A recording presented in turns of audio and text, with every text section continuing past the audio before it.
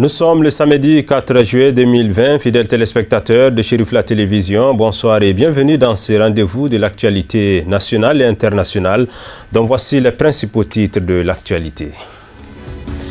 Tenue ce samedi 4 juillet 2020 de l'Assemblée générale de l'Association malienne des télévisions libres Amatel.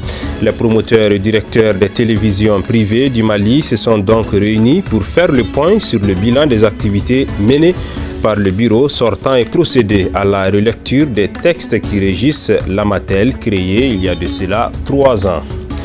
Aussi, lancement des activités de l'association de lutte contre l'immigration clandestine des jeunes de Niamakoro dans le cadre du projet de sensibilisation et d'information sur les risques et dangers de la migration irrégulière et la promotion de la libre circulation dans l'espace CEDEAO.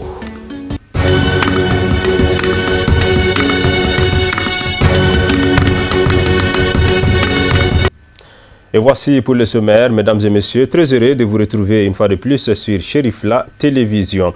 Je l'annonçais en titre, tenu ce samedi 4 juillet 2020 de l'Assemblée générale de l'Association malienne des télévisions libres Amatel. Les promoteurs et directeurs des télévisions privées du Mali se sont donc réunis pour faire le point sur le bilan des activités menées par le bureau sortant et procéder à la relecture des textes qui régissent l'Amatel créé il y a 3 ans.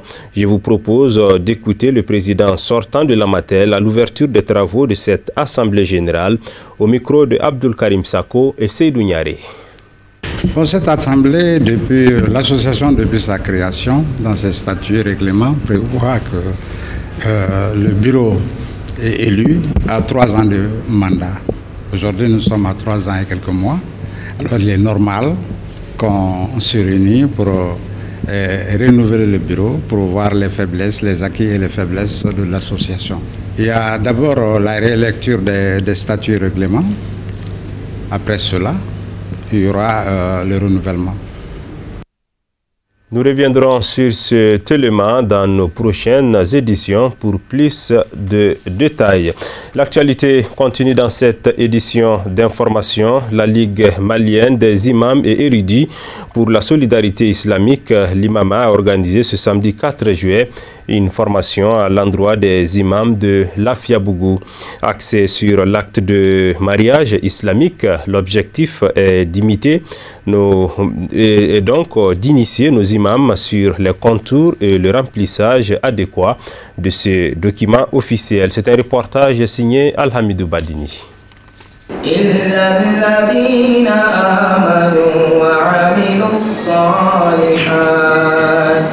C'est avec la lecture du Saint-Coran que s'ouvre cette formation des imams de l'Afiabougou sur le registre du mariage islamique.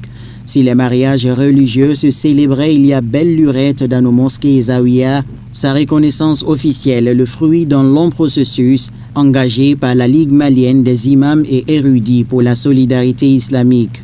Ce que nous allons dire aux imams ce matin, c'est de les initier dans l'écriture du registre de mariage, qui est conforme par rapport à la prescription faite au niveau des mairies.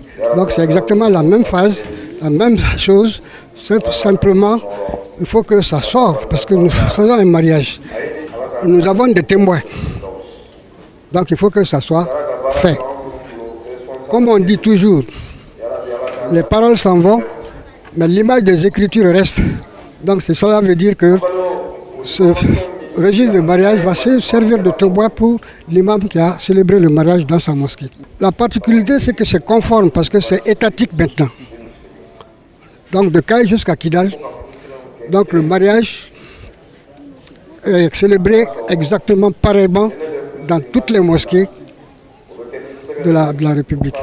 À cet effet, 4 thématiques majeures ayant trait à la célébration du mariage islamique ont été développées par les érudits. Le tout concourant à mieux outiller nos imams sur le remplissage de l'acte de mariage islamique. Nous avons travaillé ensemble sur cet extrait. Ce qui est important, ça donne la valeur au mariage religieux dans les mosquées. Ce qui était vraiment à peu près négligé en avant. pour beaucoup de citoyens musulmans. Aujourd'hui, on peut dire qu'avec cet extrait, on est soulagé parce que le même extrait qui est à la mairie, c'est la même chose, c'est de même valeur.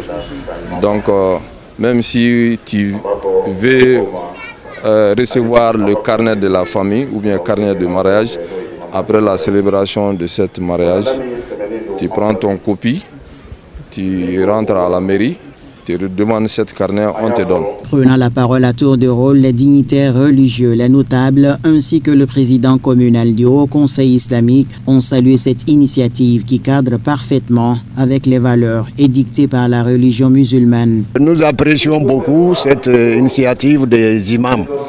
Nous croyons que tout commence par eux, tout finit par eux aussi. Tout commence par les mariages. Avant les baptêmes, il y a les mariages d'abord. Et ensuite, il y a les baptêmes. Ensuite, il y a d'autres choses que les imams s'en occupent, afin que la société soit vraiment basée sur des valeurs fondamentales, que chaque personne respecte jusqu'au fond. Ça ne concerne pas une personne ou une communauté, ça nous concerne nous tous les citoyens du pays. Ça nous concerne tous, donc nous sommes engagés, nous appelons tout le monde à y attacher une importance toute particulière. Pour la Ligue malienne des imams et érudits pour la solidarité islamique, des espaces du genre se tiendront sur toute l'étendue du territoire national afin de faciliter aux imams la maîtrise du remplissage de l'acte de mariage islamique pour ainsi procéder à sa mise en application. Le syndicat national des banques et établissements financiers du Mali, SYNABEF, prévoit d'aller en grève les 22, 23 et 24 juillet prochains. En vue d'informer l'opinion nationale et internationale des réelles motivations de ces nouveaux mouvements de grève, les responsables du SYNABEF ont organisé un point de presse ce samedi 4 juillet 2020 à leur siège à Sébenikoro. Écoutons la déclaration du président du SYNABEF au micro de Boubacar Traoré. Ce préavis de grève fait suite à une situation provoquée par un seul individu, une seule personne, M. Haïdara Brehima Amadou, qui est aujourd'hui, comme vous l'avez suivi récemment, le secrétaire général des circonstances du comité syndical de la BDM, directeur général et administrateur de la BDM, et président de l'association professionnelle des banques et établissements financiers du Mali.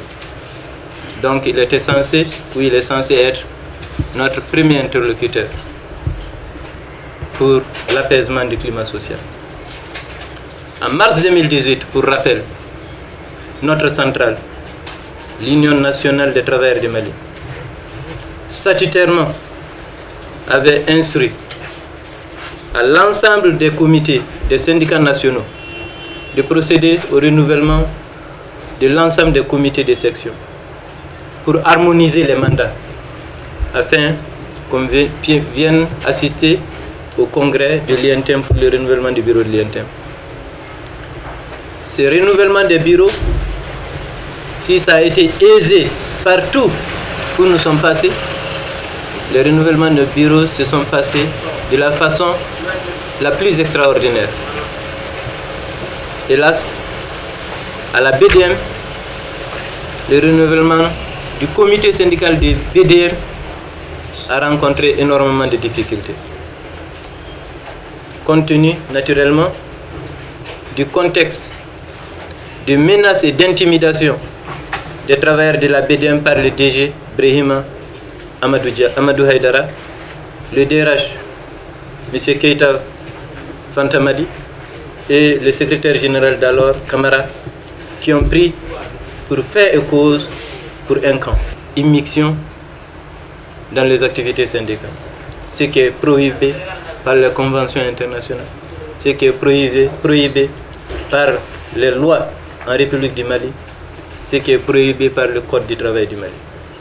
Le SYNABEF reste imperturbable et rien ne nous déroutera de notre chemin de défense des libertés syndicales partout où elles sont menacées.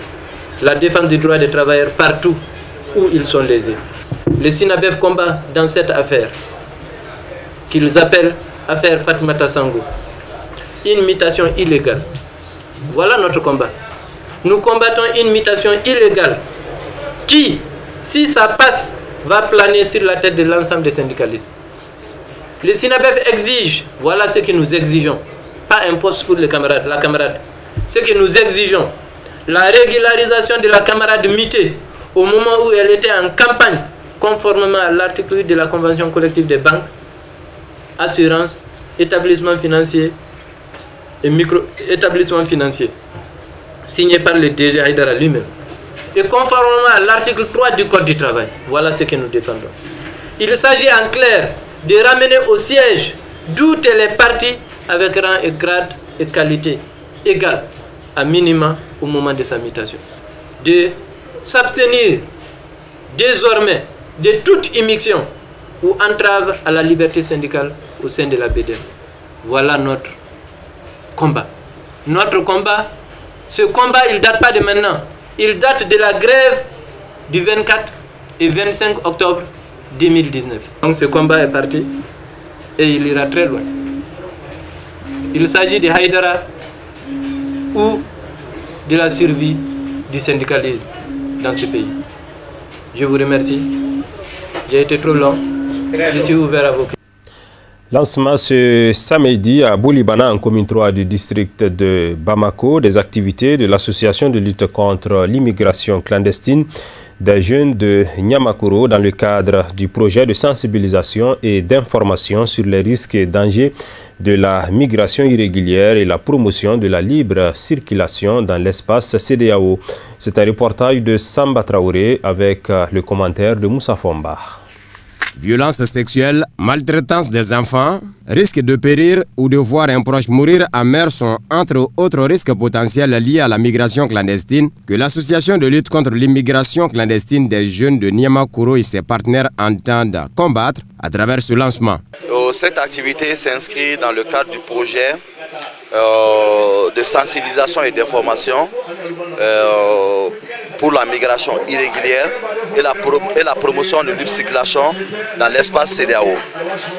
Elle est initiée par le ministère de Malien et de l'SCDR, de l'Union européenne et de la coopération espagnole. Pour ce deuxième financement, l'association, à travers le projet de sensibilisation et d'information sur les risques et dangers de la migration irrégulière et la promotion de la libre circulation dans l'espace CEDEAO, compte intensifier les activités dans la commune 3 afin de se rapprocher et de sensibiliser davantage la couche juvénile sur les opportunités de création d'emplois. L'objectif principal de cette association, c'est de promouvoir l'emploi des jeunes, lutter contre la migration irrégulière et créer des opportunités. Voilà, c'est un peu les objectifs globaux de l'association. C'est le deuxième financement. Notre association, nous avons eu la chance d'être les élus du premier financement. Donc par rapport à ce que nous avons produit, ça a augmenté encore notre niveau de chance par rapport à cet appel d'avis de manifestation d'initiative. Dans son combat, l'association pour la lutte contre l'immigration clandestine est appuyée par ses partenaires, notamment le ministère des Maliens de l'Extérieur, l'Union européenne et la coopération espagnole pour gagner le pari. C'est un projet qui a double niveau. C'est un projet de lutte contre la migration irrégulière, d'information et de sensibilisation sur les risques et dangers de la migration irrégulière, mais également c'est un projet qui fait la promotion de la libre circulation dans l'espace CEDEAO. Et sa particularité, c'est de travailler aussi bien avec la partie gouvernementale qu'avec la société civile pour faire des sensibilisations de proximité. Alors, ce qui a retenu mon attention par rapport à cette activité, c'est que d'abord il faut comprendre que l'immigration clandestine, les dangers liés à l'immigration clandestine, parce qu'il faut comprendre que les gens sont convaincus que il fait bon vivre en Occident. Alors que ici, dans leur exposé, ils ont fait savoir qu'il y a plein d'opportunités chez nous au Mali que les jeunes peuvent exploiter et vraiment réussir pleinement dans ces opportunités-là. Rappelons qu'une conférence débat, des sketchs sur les dangers de la migration irrégulière et des témoignages des volontaires ayant assisté au cas de décès sur les chemins de l'exil ont mis fin au lancement. Et nous retrouvons à présent Lamidou Badini pour nous faire le commentaire de l'actualité africaine et internationale.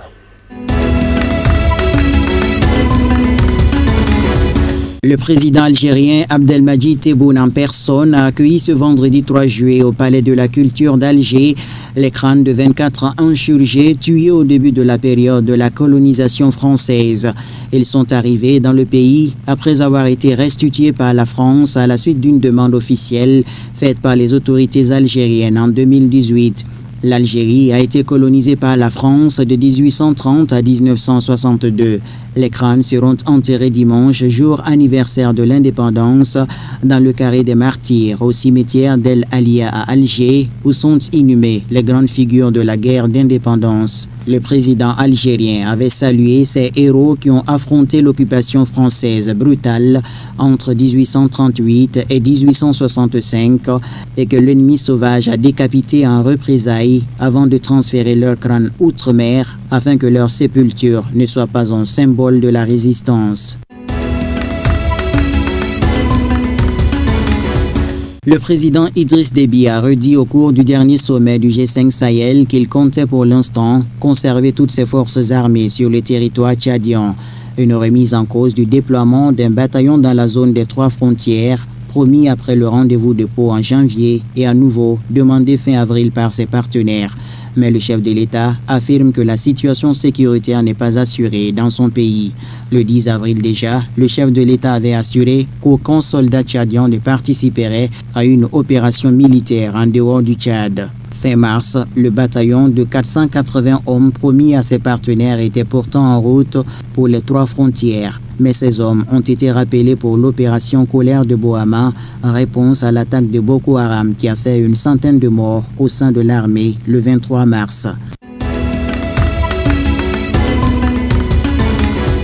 La Cour d'appel de Paris a confirmé ce vendredi 3 juillet le non-lieu prononcé fin 2018 pour 9 Rwandais proches de Paul Kagame, dont 7 étaient mis en examen dans l'enquête sur l'attentat contre l'avion du président Habyarimana, considéré comme déclencheur du génocide en 1994 au Rwanda. Maître Philippe, qui défend notamment la veuve de l'ex-président Habyarimana, s'est dit déçu mais pas surpris par cette décision qui ne va pas dans le sens de la manifestation de la vérité, selon lui.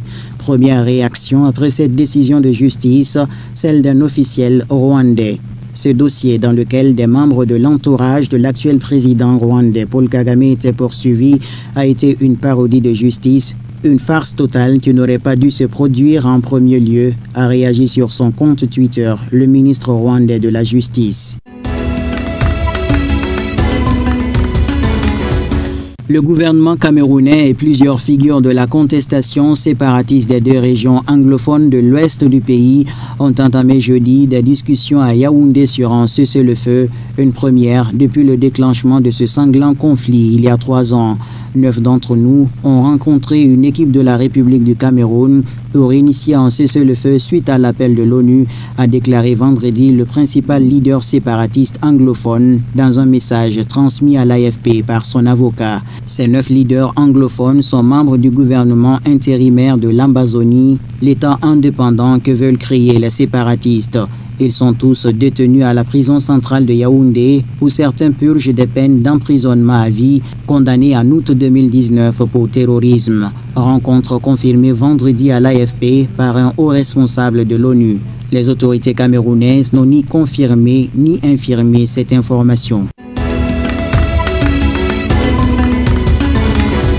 Après la passation des pouvoirs à Matignon entre le nouveau Premier ministre Jean Castex et Édouard Philippe, le désormais ex-Premier ministre, l'ex-ministre de la Santé Agnès Buzyn et son successeur Olivier Véran font face à des dizaines de plaintes déposées contre le gouvernement pour la gestion de la crise du Covid-19. Les 9 plaintes ont été jointes en vue de la saisine de la commission d'instruction du seul chef à l'encontre de l'ex-ministre de la Santé, d'Édouard Philippe et d'Olivier Véran, selon le communiqué du procureur général. La première occupait jusqu'à mi-février le poste de ministre de la Santé avant de partir briguer la mairie de Paris. Les deux derniers faisaient partie du gouvernement qui a démissionné vendredi matin. Les plaignants dénonçaient selon les cas des faits de mise en danger de la vie d'autrui, homicide involontaire, non-assistance à personne en danger ou abstention de prendre à temps des mesures pour endiguer la pandémie.